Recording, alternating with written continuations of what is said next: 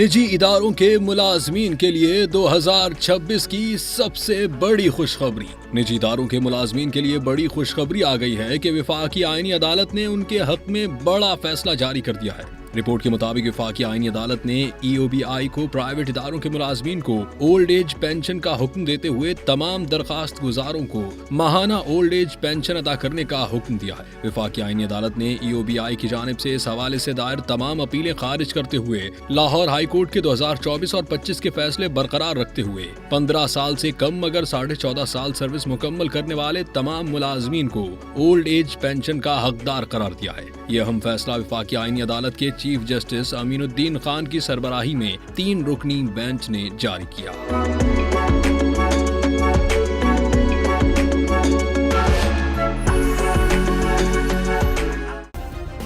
Subscribe करें और bell दबाएं ताकि कोई खबर रह न जाए।